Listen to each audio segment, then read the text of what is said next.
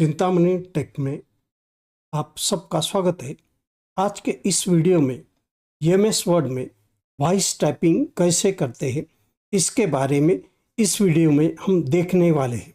सबसे पहले हमें वर्ड को ओपन करना है, इसमें से ब्लैंक डॉक्यूमेंट चूज़ करना है।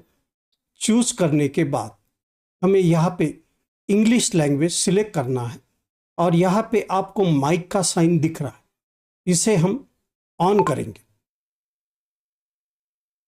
A galvanometer is the instrument used for detection of current and voltage.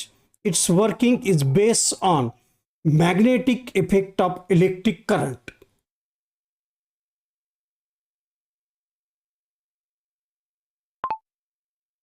यहाँ पे आपको इंग्लिश टाइपिंग आपको दिख रहा है, इसे हम अभी नेक्स्ट लैंग्वेज सिलेक्ट करेंगे।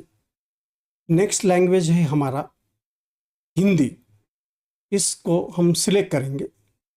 हिंदी सिलेक्ट करने के बाद यहाँ पे आपको माइक का साइन दिख रहा है, इसे हम ओपन करेंगे।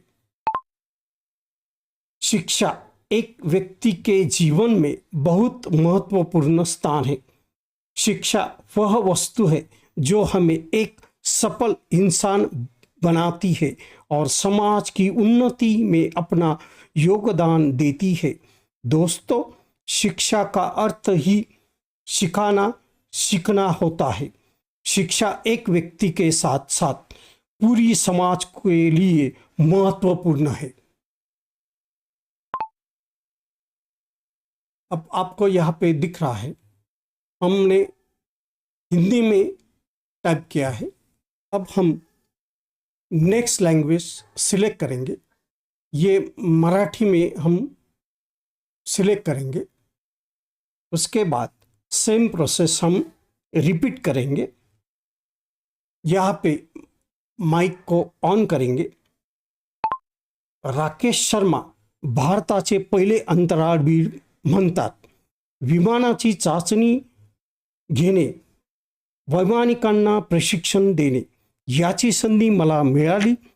यात सर्वोत्तम कामगिरी केल्यामुळे रशियन यानातून चंद्रावर जाणारा भारतीय अंतराळवीर म्हणून माझी निवड झाली, तेव्हा माझा आनंद गगनात मावेना।